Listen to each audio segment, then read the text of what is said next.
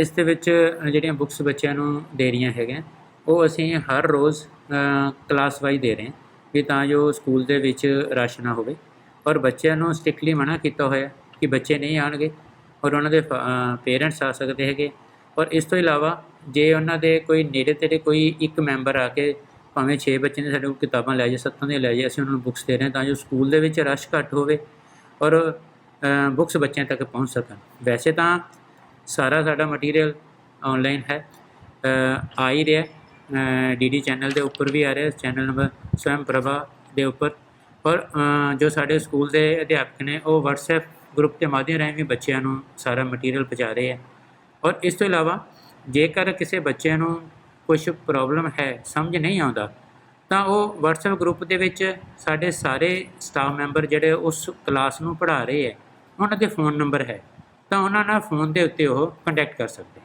ਜੇ ਸਰ ਗੱਲ ਕਰੀਏ ਤਾਂ ਇਹ ਕਾਫੀ ਲੰਬੀ ਜਿਹੜੀ ਹੈ ਬਿਮਾਰੀ ਚੱਲੇਗੀ, ਹਲੇ ਵੈਕਸੀਨ ਵੀ ਨਹੀਂ ਹੈਗੀ, ਕੋਈ ਦਵਾਈ ਵੀ ਨਹੀਂ ਹੈਗੀ, ਅਤੇ ਜੇ ਸਕੂਲ ਖੁੱਲ੍ਹਦੇ ਹੈਗੇ ਹੈ ਤਾਂ ਫਿਰ ਤੁਹਾਡੀ ਕੀ ਪਲਾਨ ਹੈਗਾ ਕਿ ਸਕੂਲ ਦੇ ਵਿੱਚ ਬੱਚਿਆਂ ਨੂੰ ਕਿੱਦਾਂ ਬਿਠਾਇਆ ਜਾਊਗਾ, ਕੀ ਤਿਆਰੀ ਹੈਗੀ? ਹਾਂ, ਇਹਦੇ ਵਿੱਚ ਸਾਡੀ ਤਿਆਰੀ ਇਹ ਹੈ ਕਿ ਮਤਲਬ ਜੋ ਸਰਕਾਰ ਵੱਲੋਂ ਪ੍ਰਾਪਤ ਦਿਸ਼ਾ ਨਿਰਦੇਸ਼ ਹੋਣਗੇ ਤਾਂ ਕਲਾਸਾਂ 2 ਕਿਸਮ ਦੀਆਂ ਹੁੰਦੀਆਂ, ਇੱਕ ਹੈ ਬੋਰਡ ਦੀਆਂ, ਇੱਕ ਹੁੰਦੀਆਂ ਨੌਨ ਬੋਰਡ ਕਲਾਸਾਂ। ਨੌਨ ਬੋਰਡ ਅਤੇ ਬੋਰਡ ਕਲਾਸਾਂ ਨੂੰ ਅਸੀਂ ਅਲੱਗ-ਅਲੱਗ ਦਿਨ ਬੁਲਾਵਾਂਗੇ। ਔਰ ਮੇਰੇ ਕੋਲ ਲਗਭਗ ਸਕੂਲ ਦੇ ਵਿੱਚ 26 ਕਲਾਸਰੂਮ ਹੈ, ਤਾਂ ਅਸੀਂ ਸਾਰੇ ਕਲਾਸਰੂਮ ਦੇ ਵਿੱਚ ਪ੍ਰੋਪਰ ਬੱਚਿਆਂ ਨੂੰ ਡਿਸਟੈਂਸ ਬਣਾ ਕੇ ਪੜ੍ਹਾਵਾਂਗੇ। ਜੇਕਰ ਜਿਵੇਂ ਮੇਰੇ ਕੋਲ 6ਵੀਂ ਕਲਾਸ 'ਚ 150 ਬੱਚਾ ਹੈ ਤਾਂ ਅਸੀਂ ਇੱਕ ਰੂਮ ਦੇ ਵਿੱਚ ਸਿਰਫ 20 ਬੱਚੇ ਹੀ ਬਿਠਾਵਾਂਗੇ, ਕਿਉਂਕਿ ਬੱਚਿਆਂ ਦੀ ਜੋ ਕਪੈਸਿਟੀ ਦੇ ਰੂਮ ਹੈ ਉਹ 40 ਤੋਂ 60 ਤੱਕ ਹੈ ਮੇਰੇ ਕੋਲ। ਤਾਂ ਉਹਦੇ ਵਿੱਚ 2-2 ਫੁੱਟ ਦੀ ਦੂਰੀ 'ਤੇ ਬੱਚੇ ਬਿਠਾਵਾਂਗੇ ਔਰ ਸਟਾਫ ਸਾਰਾ ਸਾਡਾ ਸਕੂਲ 'ਚ ਆਏਗਾ ਅਤੇ ਉਹ ਬੱਚਿਆਂ ਨੂੰ ਪੜ੍ਹਾਏਗਾ।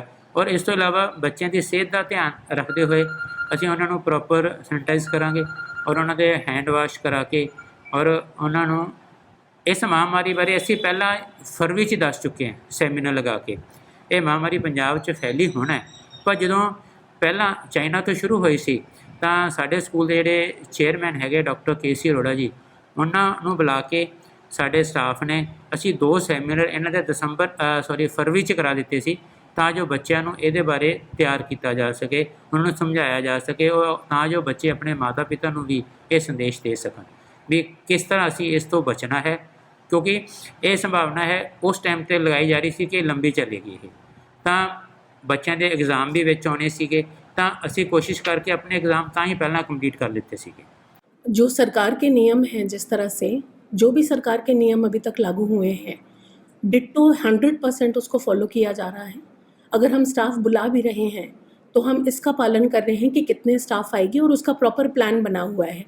जैसे गेट के, आपको मिस्टर डिलन ने बताया होगा, गेट के एंट्री पे जैसे वो आते हैं उनका हैंड सैनिटाइज़ किया जाता है, उनको रूल्स गाइडलाइंस दिए हुए हैं कि आप ऊपर से एक और शीट टाइप ऑफ पहन के आइए, आप उसका एक जगह पे रखिए, उसको हैंड सैनिटाइज़ करिए, उनका थर्मल चेक होता है। अगर हमें लगता है कि गेट पे कोई भी स्टाफ ऐसा है जिसका टेम्परेचर ऊपर चल रहा है, वहीं पे उसको डायरेक्शंस हैं, the staff can go back home and work from home till the staff is not well. एक तो ये है।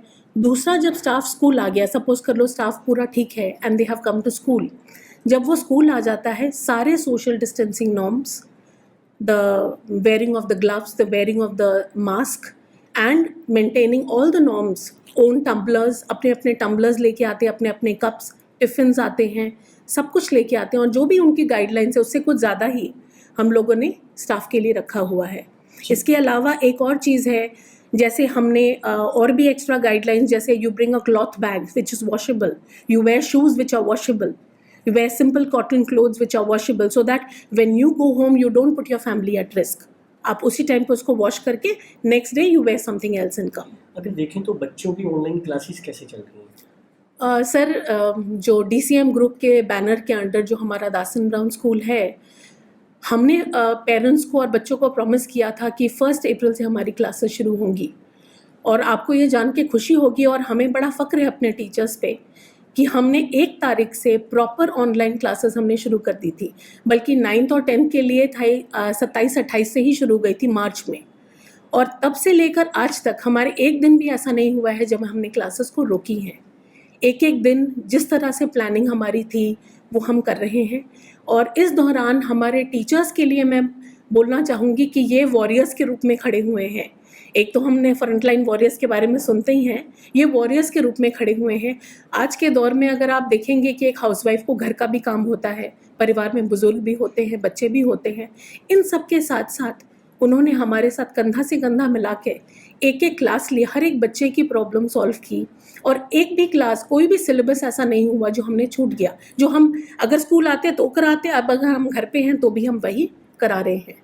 देखा जाए तो मैम अभी तक जो है स्कूल नहीं खुले, आने वाले समय में स्कूल खुलेंगे, पर एग्जिट प्लान क्या है? बच्चों को कैसे पढ़ाया जाएगा अगर जब स्कूल खुलते हैं? क्योंकि जो साइंटिस्ट हैं उनका कहना है कि ये बीमारी अभी तक लंबी चलेगी, इससे लड़ना पड़ेगा, जीना पड़ेगा इसके साथ। बिल्कुल, तो बिल्कुल। स्कूल में बच्चों को कैसे पढ़ाया जाएगा जब स्कूल खुलेंगे? तैयारी क्या चल रही है?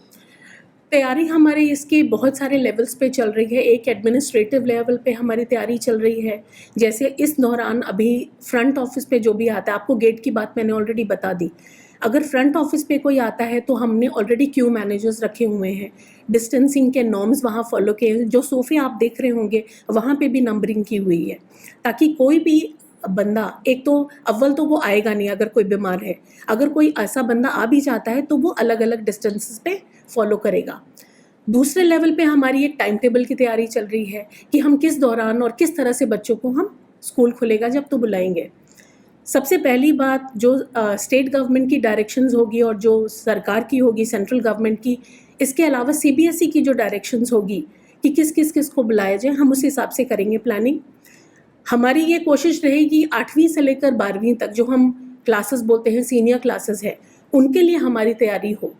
एक क्लास में अगर हमारे पास 40 बच्चों का है तो हम उसमें 33% या 50% हो गया बच्चे, अगर क्लास में एक 15 से 20 बच्चे से ज़्यादा हम नहीं बिठाएंगे बच्चों को। मोर ओवर, उनका जो मैंने आपको बताया है कि जब वो बस से उतरेंगे या प्राइवेट वैन से उतरें या माँ बाप छोड़ें, उनका गेट पे वो हैंड वॉश करेंगे, उनका प्रॉपर सैनिटाइज होगा, उनका बैग्स वगैरह सारा कुछ, फिर वो एंटर करेंगे। हर घंटे के बाद उनको हम रिमाइंडर कॉल्स देंगे that they should sanitise their hand, they should clean up and they should maintain proper hygiene rules for themselves as well as for their families. इसके अलावा जो इनकी पढ़ाई है, जो जैसे सरकार कह रही है कि हम सिलेबस रिड्यूस करेंगे, और जितने भी सरकार के रूल्स और रेगुलेशंस होंगे वो सारा हम फॉलो करके स्कूल को खोलने की तैयारी कर रहे हैं। मास्क भी जरूरी होगा? मास्क ज़रूरी होगा, जो टम्बलर्स हैं वो ज़रूरी होगा। टम्बलर्स के ऊपर there has been a cover which has to be given there so that अगर कोई खांसता और छींकता है टम्बलर इन्फेक्ट ना हो। टिफ़िन्स उनके वैसे ही होंगे, सब कुछ कवर्ड आएगा।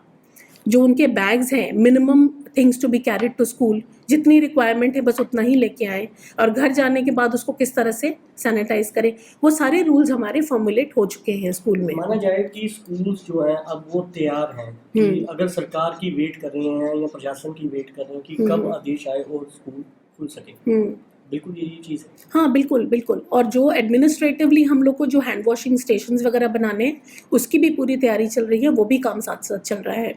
जो हमारे इंटरनेट का लोड जो बढ़ेगा उसकी भी तैयारी चल रही है कि अगर हमें लगता है कि कुछ क्लासेस ऐसी होंगी जो ऑनलाइन, हम यहाँ पे टीचर्स आएंगे और ऑनलाइन देंगे, उसकी इंटरनेट का जो बैंडविड्थ बढ़ेगा वो भी स्कूल को बर्दाश्त करना पड़ेगा इसमें। और मैं चाहूँगी कि सारे पेरेंट्स हमें इसमें सपोर्ट करें, ताकि हम बच्चों का जो, क्योंकि सर एक चीज़ आपको बहुत ज़रूरी मैं समझाना चाहती हूँ, शायद पेरेंट्स को भी आपके माध्यम से, कि अगर हम सोचे, पेरेंट्स सोचते हैं कि कई बार बच्चे 6 महीने अगर नहीं पढ़ाई करेंगे तो उससे क्या फ़र्क पड़ेगा, बट मैं आपको बताती हूँ कि एजुकेशन एक ऐसी जर्नी होती है, अगर 1-2 महीने का भी हम गैप दे दें, वो गैप बहुत आगे बढ़ के चला जाता है।